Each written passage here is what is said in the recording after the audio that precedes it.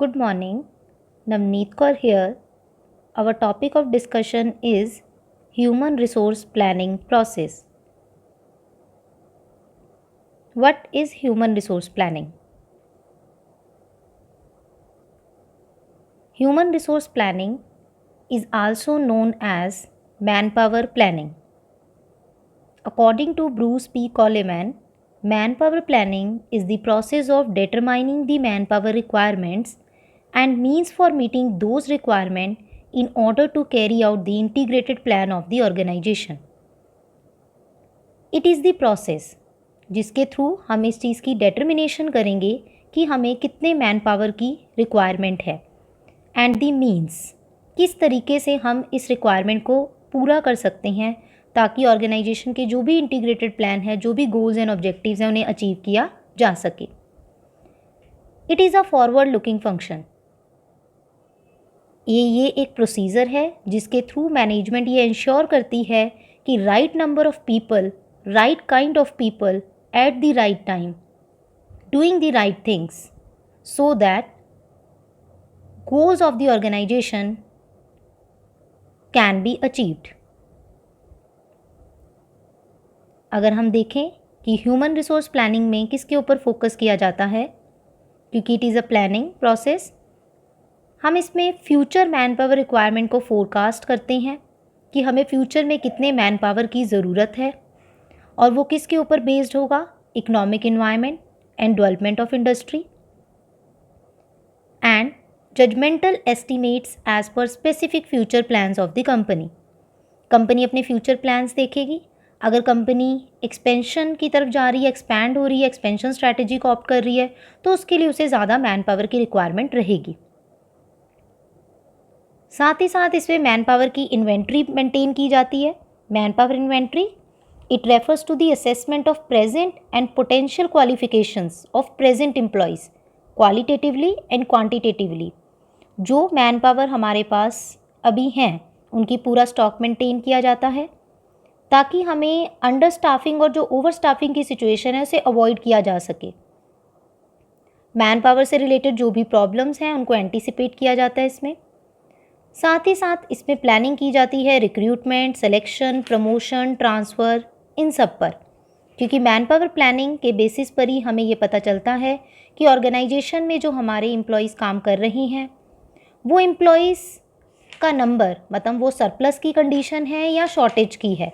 उसके बेसिस पर ही फिर हमारी जितने भी रिक्रूटमेंट सिलेक्शन का प्रोसेस है उसे कंप्लीट किया जाता है. इन केस हमें ज़्यादा ह्यूमन रिसोर्स की ज़रूरत है और काम कम कर रहे हैं तो फिर हम न्यू रिक्रूटमेंट्स करेंगे और सिलेक्शन प्रोसीजर जो है वो किया जाएगा. हमारा आज का जो मेन टॉपिक है जिसके ऊपर अभी हमें डिस्कशन करनी है वो है ह्यूमन रिसोर्स प्लानिंग प्रोसेस. आप देख सकते हो यहाँ पर टोटल 6 स्टेप्स हैं. वन बाय वन हम इसे डिस्कस करेंगे. फर्स्ट पॉइंट है analysing organisational objectives, plans and policies. Second, forecasting of HR demand. Third, HR supply को फोरकास्टिंग की जाएगी. फोर्थ में HR गैप देखी जाएगी, इट मीन्स डिमांड और सप्लाई का कंपैरिजन होगा. फिफ्थ में जो हमारा HR प्लान है उसे इम्प्लीमेंट किया जाएगा. और लास्ट में कंट्रोलिंग और अप्रेजल, जो सबसे इम्पॉर्टेंट है. प्लानिंग जो भी हमने की थी उसको चेक और रिव्यू करेंगे हम. फर्स्ट पॉइंट है हमारा analysing organisational objectives, plans and policies. यहाँ पर मेन फोकस हमारा 3 पॉइंट्स पर रहेगा. सबसे पहले हमें ये पता होना चाहिए कि हमारे ऑर्गेनाइजेशन के क्या ऑब्जेक्टिव्स हैं, क्या प्लान्स हैं और क्या पॉलिसीज़ हैं. ये रिक्वायर्ड है अगर हम इफ़ेक्टिव HRP करना चाहते हैं. HRP क्या है? Human resource planning. सेकेंड, हमें जो HRP के ऑब्जेक्टिव्स हैं, ह्यूमन रिसोर्स प्लानिंग के मेन ऑब्जेक्टिव्स, कि ऑर्गेनाइजेशन में right number of people, right kind of people सही समय पर ऑर्गेनाइजेशन में लगें. उनकी ट्रेनिंग नीड्स को जानना, ये जो भी उसके ऑब्जेक्टिव्स होंगे उनकी भी ज़रूरत है. और वो ऑब्जेक्टिव्स का हमें कैसे पता चलेगा? ऑर्गेनाइजेशनल ऑब्जेक्टिव से. थर्ड पॉइंट, जो HRP के ऑब्जेक्टिव्स हैं वो ऑर्गेनाइजेशन के ऑब्जेक्टिव्स के साथ कंसिस्टेंट होने चाहिए. इट मीन्स मेन क्या है कि जो भी हमारा ऑर्गेनाइजेशन का ऑब्जेक्टिव्स है उसको ध्यान में रखते हुए ही हम अपनी मैन पावर प्लानिंग करेंगे. सेकेंड पॉइंट है हमारे स्टेप का फोरकास्टिंग ह्यूमन रिसोर्स डिमांड. अब अगर हम ह्यूमन रिसोर्स डिमांड की बात करें तो यहाँ पर डिमांड को करते टाइम हमें ये देखना पड़ेगा कि रीप्लेसमेंट नीड को ध्यान में रखेंगे। और रीप्लेसमेंट नीड कब अराइज होगी? Due to death, retirement, resignation and termination of employees etcetera. Then और भी कुछ पॉइंट्स है जिसको कंसीडर किया जाएगा इसमें। Employment trends, growth and expansion needs, absenteeism rate, labour turnover, इन सब फैक्टर को हम इसमें कंसीडर करेंगे। उसके बेसिस पर ही जो हमारा ह्यूमन रिसोर्स है उसकी डिमांड का एस्टिमेशन किया जाएगा। और फोरकास्टिंग ह्यूमन रिसोर्स डिमांड एक मेन इम्पॉर्टेंट प्रोसेस है जिसके थ्रू हमें ये पता चलेगा कि हमें ऑर्गेनाइजेशन में कितने ह्यूमन रिसोर्स की रिक्वायरमेंट है। बट इसकी डिटर्मिनेशन करने के लिए हम डिफरेंट टेक्निक्स का यूज़ करेंगे। वो वेरियस फोरकास्टिंग टेक्निक्स क्या हैं? ये डिफरेंट टेक्निक्स हैं। फर्स्ट, मैनेजरियल जजमेंट, काफ़ी कॉमन टेक्निक है ये डिमांड फोरकास्टिंग की। ये जो अप्रोच है स्मॉल और लार्ज स्केल ऑर्गेनाइजेशंस अप्लाई करती हैं। इसके अंडर अगर हम देखें तो टोटल 3 अप्रोचेस कवर हैं जो जस्ट इसके नीचे मेंशन की गई हैं। Top down, bottom up and participative approach. Top down approach के केस में इसमें जो आपकी top down it means top management से स्टार्ट होगी। Top management human resource requirement को फोरकास्ट करेगी ओवरऑल ऑर्गेनाइजेशन के लिए। देन फोरकास्ट करने के बाद पूरी एंटायर ऑर्गेनाइजेशन की फोरकास्टिंग की जाएगी, ह्यूमन रिसोर्स की कितनी रिक्वायरमेंट है एंड वेरियस डिपार्टमेंट्स की भी। बाद में ये इन्फॉर्मेशन वेरियस डिपार्टमेंटल हेड्स को सप्लाई कर दी जाएगी। बट बॉटम अप अप्रोच के केस में क्या होगा कि जो डिफरेंट डिपार्टमेंट्स हैं वो अपनी रिक्वायरमेंट की, उनको डिपार्टमेंट में कितने ह्यूमन रिसोर्स की ज़रूरत है वो इन्फॉर्मेशन टॉप लेवल को, टॉप मैनेजमेंट को प्रोवाइड करेंगे। इट मीन्स एक में तो टॉप लेवल डिसाइड कर रही है हर डिपार्टमेंट में कितने एम्प्लॉयज़ चाहिए, और एक में हर डिपार्टमेंट अपनी रिक्वायरमेंट अप लेवल मतलब हम कह सकते हैं टॉप मैनेजमेंट को प्रोवाइड कर रहे हैं। Third, participative approach. Participative approach जो है अगर देखा जाए तो वो इन दोनों का कॉम्बिनेशन है, फर्स्ट 2 अप्रोचेस का, top down and bottom up, and it should be applied for demand forecasting. क्योंकि अगर हम इसके अंदर देखें तो यहाँ पर जो टॉप मैनेजमेंट है और जो डिपार्टमेंटल हेड्स हैं वो आपस में मिलते हैं और उसके बाद ये डिसाइड करते हैं कि ऑर्गेनाइजेशन में कितने ह्यूमन रिसोर्स की रिक्वायरमेंट है। तो ये एक बेस्ट अप्रोच है और ये पहली 2 अप्रोचेस का कॉम्बिनेशन है। Second forecasting technique HR demand के लिए है वर्क स्टडी टेक्निक। इसे हम वर्कलोड एनालिसिस भी कहते हैं। यहाँ पर ऑर्गेनाइजेशन में कितने ह्यूमन रिसोर्स की रिक्वायरमेंट है ये डिपेंड करेगा वहाँ के वर्कलोड पर, उसको मेजर किया जाएगा। इसको हम एक एग्जाम्पल से क्लियर करेंगे। जैसे कि ऑर्गेनाइजेशन की जो एस्टिमेटेड प्रोडक्शन है वो है 3 lakh units and standard hours for 1 unit is equal to 2 hours. Contribution per employee अगर हम देखें जो एक एम्प्लॉय है उसकी कंट्रीब्यूशन निकाली गई है कि वो कितने आवर्स ऑर्गेनाइजेशन में लगा रहा है, 1500 आवर्स। तो एस्टिमेटेड मैन पावर कैसे निकलेगा? 3 लाख यूनिट्स इंटू 2, तो हमारे पास कितना आ जाएगा? 6 लाख आवर्स। ये हमारा क्या निकला है? Estimated man hours needed to meet the estimated annual production. जो हमने फर्स्ट 2 पॉइंट जो है दे रखे हैं उनको मल्टीप्लाई करके निकाला है। उसके बाद हम निकालेंगे एस्टिमेटेड नंबर ऑफ वर्कर्स। वो कैसे निकलेगा?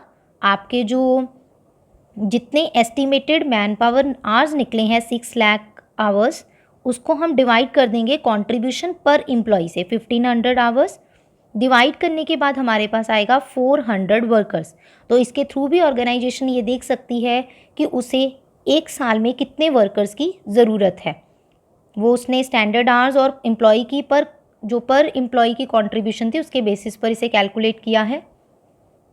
बट फर्दर यहाँ पर काफ़ी बातों को ध्यान में रखना पड़ेगा, जैसे कि absenteeism rate, labour turnover, resignation, deaths etcetera.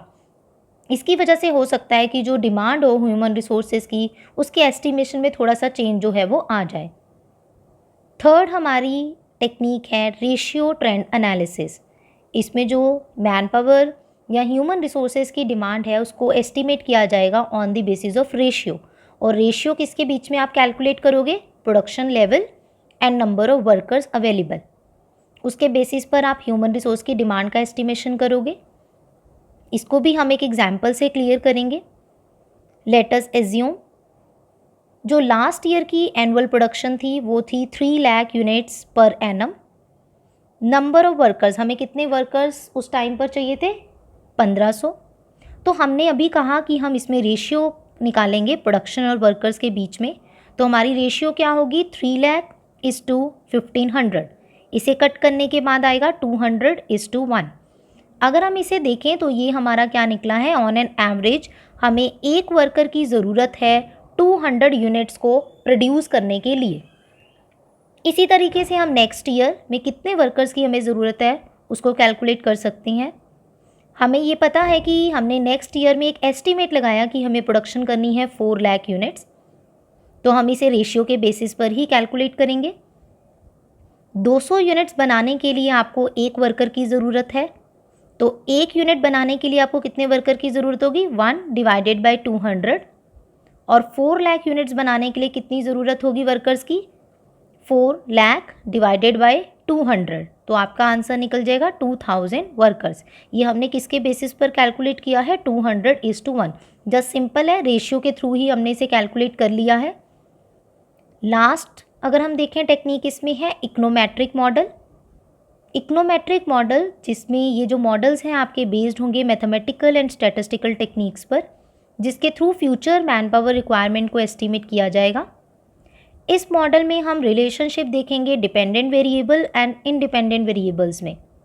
आपके डिपेंडेंट वेरिएबल इसमें होगा ह्यूमन रिसोर्स, क्योंकि वो डिपेंड करेगा किसके ऊपर? Sales, production, workload etcetera. जितनी सेल्स होगी उसके बेसिस पर प्रोडक्शन आपको ज़्यादा करनी पड़ेगी, वर्कलोड बढ़ेगा तो आपको ह्यूमन रिसोर्स की ज़्यादा रिक्वायरमेंट होगी, उसकी ज़्यादा डिमांड होगी।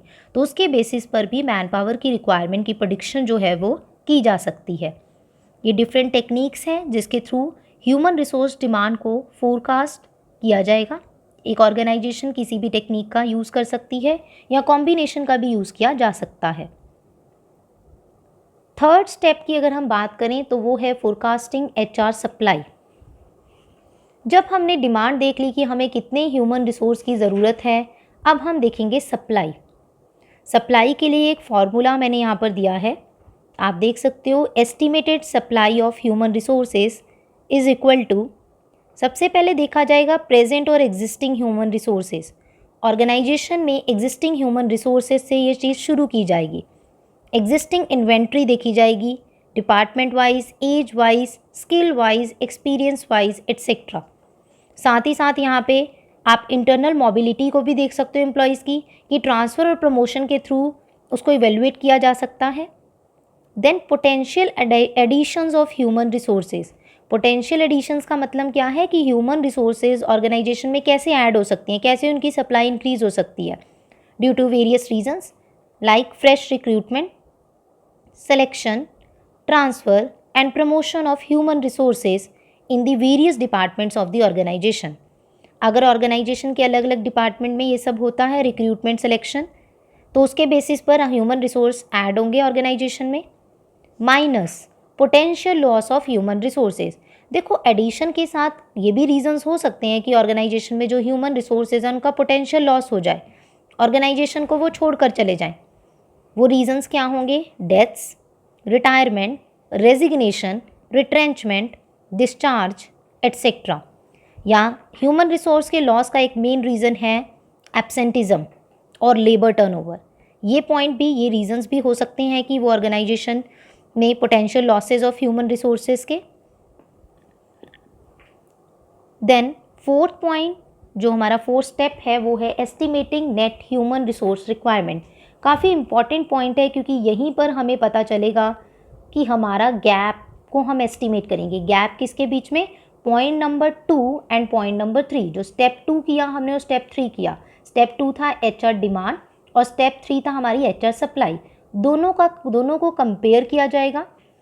यहाँ पर हमें ये पता चलेगा कि जो गैप है इनके बीच में, और गैप को अपने क्वांटिटेटिव क्वालिटेटिव दोनों टर्म्स में मेजर करना है। इसे हम ह्यूमन रिसोर्स प्रोग्रामिंग भी कहते हैं। इसी के बेसिस पर आपको पता चलेगा कि सरप्लस की सिचुएशन है या शॉर्टेज की। इट मीन्स आपकी ऑर्गेनाइजेशन में ज़्यादा एम्प्लॉयज़ काम कर रहे हैं बट रिक्वायरमेंट कम की थी, या शॉर्टेज की सिचुएशन है, आपको फ्रेश रिक्रूटमेंट करने की रिक्वायरमेंट है। Then fifth, implementation of human resource plan, fifth step. यहाँ पर आप ये देखोगे कि सरप्लस है तो आप एम्प्लॉयज़ की ट्रांसफ़र कर सकते हो, प्रमोशन कर सकते हो, रिट्रेंच भी कर सकते हो। बट अगर शॉर्टेज की सिचुएशन है तो आपको प्लानिंग करनी पड़ेगी, रिक्रूटमेंट, सिलेक्शन, प्लेसमेंट, ये सब आपको ऑर्गेनाइजेशन में इम्प्लीमेंट करना पड़ेगा।